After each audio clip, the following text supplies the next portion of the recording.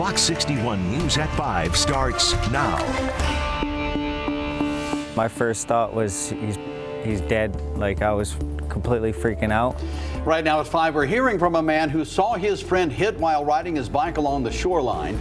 We have the latest on the search for whoever's responsible in this hit and run. Also at 5, the first sign of West Nile virus in Connecticut this summer. We'll tell you where those infected mosquitoes were found. Plus, we're hearing from conspiracy theorist Alex Jones as the trial begins in his defamation of the victims of the Sandy Hook shooting. Find out how much those families are asking for. And we'll take you to one Connecticut hospital where the kids are getting real-world experience and learning about careers in the medical field. But we begin here at 5 with a Fox 61 follow-up. After a weekend bike ride for two friends nearly turns deadly. Thanks for joining us tonight. I'm Brent Harden. And I'm Sarah Sanchez. And now the search is on for the person responsible for this hit and run along the shoreline. The man was riding his bike with a friend along Route 156 in Old Lyme when he was hit by the driver. Fox 61's Gabby Molina is near the scene of the crash as the victim's loved ones search for whoever's responsible.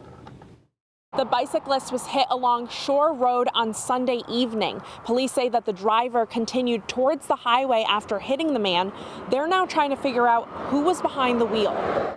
I basically heard it past me, and by the time I heard it, it hit him, and it was, one of the scariest things in my life for sure. A worst fear come true for a pair of friends riding their bikes in Old Lyme. Billy Ainsworth and Justin Sparks were headed home when Justin was hit and sent flying off his bike. I was a few feet behind him, and a car swerved right into the breakdown lane and literally hit him, probably going 50 miles an hour. Very, very scary. Him and the bike just went flying pretty crazy. My first thought was he's dead. Like, I was completely freaking out. Fortunately, he survived, but suffered quite a few injuries, including a large gash on his head. What's left of his bike and helmet painting a picture of just how serious the crash was. The crash happened on a busy road, but the two men were riding in the shoulder. Bike Walk Connecticut says many people don't know the laws around sharing the road with cyclists. It's a state law that you're supposed to give a bike rider 3 feet or so, 3 feet or more as you pass. The person responsible for my safety as a bike rider is really the driver more than anyone else. So they need to be paying attention to what they're doing. This time, the crash almost took the life of a father, his son sharing an important message. Be careful when you drive your car around bikes. While there's no description of the car or the driver, Sparks' loved ones hope whoever hit him comes forward. Maybe they talk to somebody and somebody knows something, or maybe even they'll see it on the news themselves and, he's okay. So they didn't kill anybody, so maybe they'll be good and they'll turn themselves in. If anyone has any information about who might be responsible, you're asked to call Troop F. In Old Lyme, Gabby Molina, Fox 61 News. Gabby, thank you. And another hit-and-run crash in our state involving a bicycle, but the bike rider was killed in this one. 59-year-old Daryl Hammond of Waterbury died on Saturday after he was hit along East Main Street Thursday night. 22-year-old Jaquan Ballard, also from Waterbury, is accused of leaving the scene after hitting Hammond. Right now, he is charged with evading responsibility, but charges could be upgraded. A new video at 5 from New Haven. It shows a crash between a school bus and a scooter. Police say it happened near the intersection of Howard Avenue and Portsea Street shortly after 1 this afternoon. Injuries were reported, but there's no word on how many or how severe those injuries are. Officers are still investigating what happened. Stay with Fox 61 on air, online, and on the free Fox 61 News app for updates. Right now at 5, the state finds the first mosquitoes of the year testing positive for West Nile virus. The state's mosquito management program says the mosquitoes were found in Darien, Fairfield, New Haven, and Stamford on July 8th and 19th. Though no human cases have been reported yet, thankfully, doctors want to remind you to take care to avoid mosquito bites if you can. Last year, 6 people in Connecticut tested positive for West Nile, and mosquitoes with the virus were found in 43 towns. 7 people arrested after an April shooting at a location known as the Party House on Main Street in Hartford. ShotSpotter detected 47 rounds fired at around 6:30 p.m. on April 18th. Police responded and found a large crowd running from the area. Officers discovered one person shot. That person was taken to a hospital and later released. Police used video evidence to discover multiple shooters were involved in the incident. The 7 people arrested face several weapons charges. A Wilton woman is facing animal cruelty charges after police say she left her dog alone in her Jeep last month when it was hot outside. Denise Kadzierski was arrested Monday and is out on bond. Investigators say witnesses told police the Jeep was parked in the sun at the Southington Care Center. The dog inside appeared lethargic and was panting heavily. The 2 front windows were open about 2 or 3 inches, but the temperature that day was over 83 degrees outside. Kadzierski is due in court August 8th. And new at 5 tonight, we are hearing from conspiracy theorist Alex Jones as his defamation trial begins in Austin, Texas. A jury will decide how much he has to pay families of the victims of the Sandy Hook school shooting.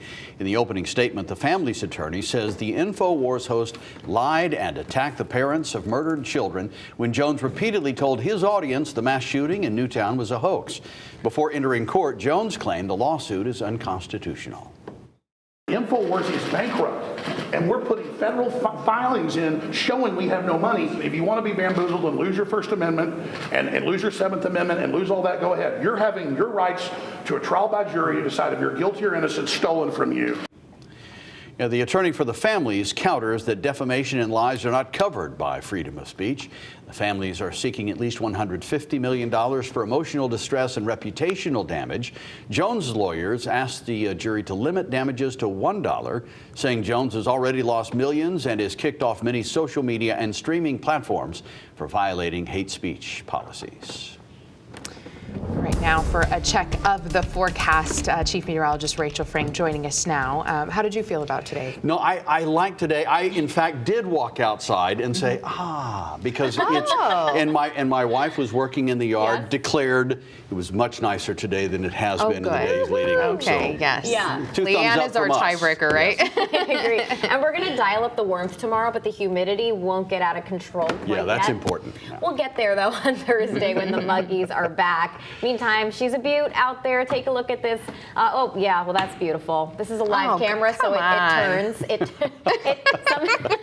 I swear, a millisecond before we went to it, it was the beautiful water in Groton. 80 degrees there right now. Again, taking a look at the dew point, it's much lower today in that comfy category for a lot of inland Connecticut in the 50s, although a bit more humid towards the immediate shoreline, just enough that you can kind of feel it outside. But overall, no one's complaining. The only complaint that is allowed in the weather department is, yeah, we need rainfall. I mean, there's no covering that one up, but today is a beautiful day to spend outside. Upper 70s to low 80s out there right now. And yesterday at this time, we were watching for the chance for showers and thunderstorms. Today, we've got some clouds here in southeastern Connecticut, which you would have seen if you had seen a beach shot there in Groton, but we weren't able to see. But it's going to be a quiet night. We're not anticipating any issues if you wanted to take your dinner out to the deck tonight or go out to eat outside. Temperatures will be in the upper 70s for dinner time. Heading through the overnight hours, we'll see upper 50s to low 60s for a low temperature. So it's going to be super comfortable tonight. Great sleeping weather if you want to open up the windows. A nice pleasant morning if you guys want to do more work outside, and then we'll climb into the mid to upper 80s as we head through the afternoon, maybe even getting close to 90 for Windsor Locks. The humidity, it's back on Thursday, and the chance for a shower or thunderstorm is too. We'll break it all down for you coming up. We're exactly 2 weeks from primary day in Connecticut, and tonight Republican candidates for the U.S. Senate race will debate. Now, the winner of the GOP race will face incumbent Democratic Senator Richard Blumenthal. Fox 61 political reporter Emma Wolfhorst is live in New Haven now, where tonight's debate will take place in just a few hours. Emma? Good evening. That's right. At 8 o'clock tonight, the 3 candidates will battle it out on the debate stage here in New Haven to convince Republican voters they're the top choice to face Democrat incumbent Richard Blumenthal in November. The 3 candidates are Themis Claridis, Leora Levy, and Peter Lamage. Claridis spent time at the State House as House Minority Leader and is the endorsed party favorite. Levy, the state's Republican National Committee woman, claims to be the most conservative conservative candidate in the race, and attorney Peter Lamage previously ran for office twice unsuccessfully. You can follow me on Twitter for live updates during the debate, and be sure to tune back into Fox 61 tonight at 10 and 11 for your full recap. Reporting live in New Haven, Emma Wolforst, Fox 61 News. And if you'd like more information before the primary exactly 2 weeks from today, text the word VOTE to the number on your screen, 860-527-6161. You can also go online to fox61.com and the free Fox 61 News app for more on coverage of this year's primary. And on Thursday, we'll have a better idea if we're actually in a recession. That's when the latest gross domestic product or GDP number will be released. Now, if it shows another consecutive quarter of negative economic growth, by many definitions, it means the U.S.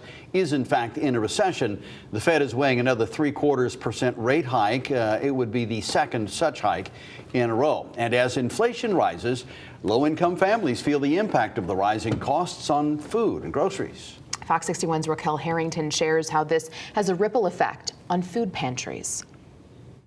Through the doors of Hartford Neighborhood Center and down the steps sits a food pantry that's been around since the 1980s.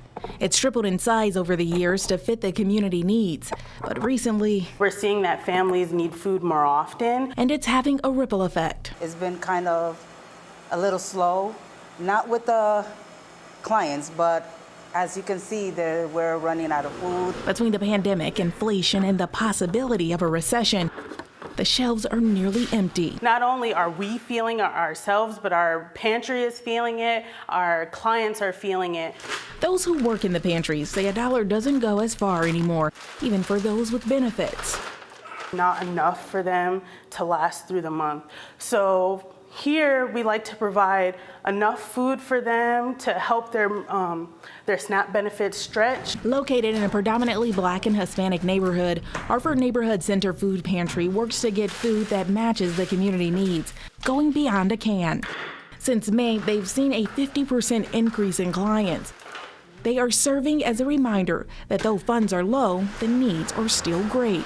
We could provide something to them, so they can hold them for, like I said, a couple of days. It'll be good. So the mission must continue. We've had to limit how much we're able to give on a monthly basis just to make sure that we have enough inventory to provide for everyone who would want to come. For CT Cultured, Raquel Harrington, Fox 61 News.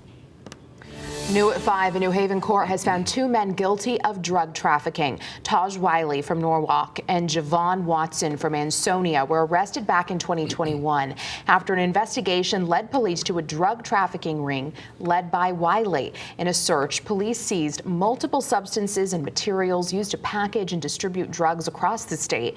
Police also seized $100,000 worth of jewelry from Wiley and his 2021 Mercedes-Benz valued at $146,000. Sentencing is scheduled for October. Happening tonight, Hamden School Board expected to decide on a plan that would change when some students would start the school day. The board is holding a special meeting virtually at 6 o'clock tonight. It's to vote on a transportation plan and share the results of a survey sent out to families. Earlier this month, the board asked district officials to find other options to the proposed bus time changes, as well as survey parents, students, and faculty about the proposal. Yale New Haven is named the #1 hospital in the state and gets national rankings in multiple specialties. According to U.S. News, Yale New Haven is 8th in the nation for psychiatry. It also ranks in the top 30 for pediatric diabetes and endocrinology, geriatrics, and maternal care. U.S. News also ranked Hartford Hospital 2nd in Connecticut, and St. Francis Hospital and Medical Center is 3rd in the state.